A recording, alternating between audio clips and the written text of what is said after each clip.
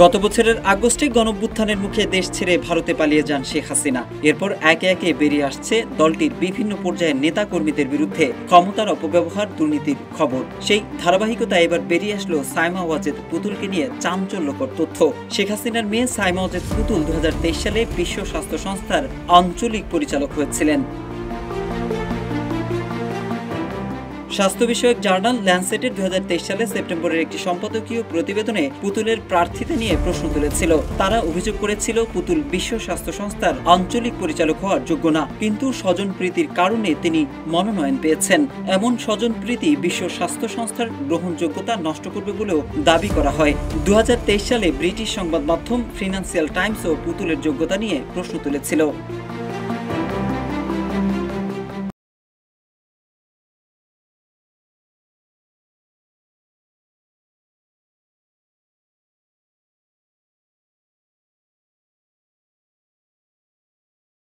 জানা যায় 1997 সালে পুতুল আমেরিকার বারি বিশ্ববিদ্যালয়ে মনোবিজ্ঞানে স্নাতক এবং 2002 সালে একই বিশ্ববিদ্যালয় থেকে ক্লিনিক্যাল মনস্তত্ত্বে ডিগ্রি অর্জন করেন। 2004 সালে স্কুল সাইকোলজিতে বিশেষজ্ঞ ডিগ্রি লাভ করে পুতুল। অন্যদিকে নেপালের মনোনীত প্রার্থী ছিলেন শম্ভু আচার্য, যিনি বিশ্ব স্বাস্থ্য সংস্থার একজন ঊর্ধ্বতন কর্মকর্তা। 30 বছর যাবৎ সেখানে কাজ করছেন।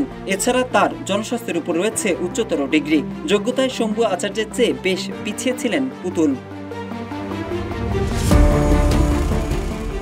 দক্ষিণ পূর্ব এশিয়ার জন্য WHO আঞ্চলিক কমিটির পদ্ধতির 49তম নিয়ম অনুযায়ী আঞ্চলিক পরিচালকের প্রার্থীদের একটি শক্তিশালী প্রযুক্তিগত ও জনস্বাস্থ্যগত জ্ঞান, বিশ্ব স্বাস্থ্যের ব্যাপক অভিজ্ঞতা এবং জনস্বাস্থ্য নেতৃত্বের কার্যকরী প্রমাণ থাকতে হবে। পুতুলের এমন যোগ্যতা না থাকলেও পুতুলকেই পরিচালক পদে বাছাই করা হয় একমাত্র শেখ হাসিনার রাজনৈতিক প্রভাবের কারণে।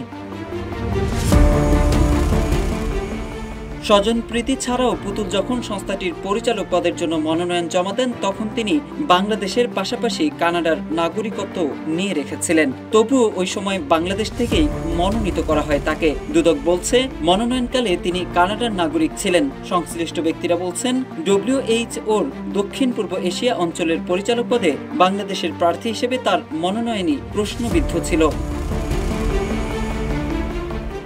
বাংলাদেশের সরকারি চাকরি আইন অনুযায়ী দ্বৈত নাগরিকত্বধারী কোনো ব্যক্তির জাতিসংঘ সহ উন্নয়ন সহযোগী সংস্থার বড় পদে যাওয়া নিয়ে সুস্পষ্ট কিছু বলা নেই। তবে প্রশ্নটি নৈতিকতার। বিশেষ করে সংশ্লিষ্ট ব্যক্তি যখন সরকার প্রধানের পরিবারের কেউ হন, তখন স্বজনপ্রীতি ও নৈতিকতার প্রশ্ন আরও বড় হয়ে দেখা দেয়। বিশেষজ্ঞরা বলছেন, WHOর এ ধরনের উঁচু পদে নিশ্চয়ই সবাই নৈতিকভাবে প্রশ্নহীন কাউকে দেখতে চাইবে। পুতুলের উচিত হবে নিজেই দায়িত্ব নিয়ে সরে পড়া।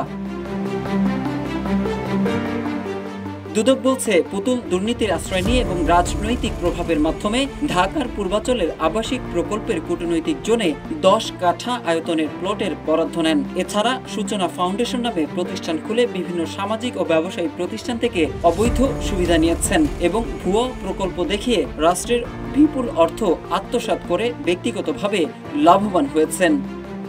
মোহাম্মদ সাইফুল ইসলাম, ইত্তেফাক।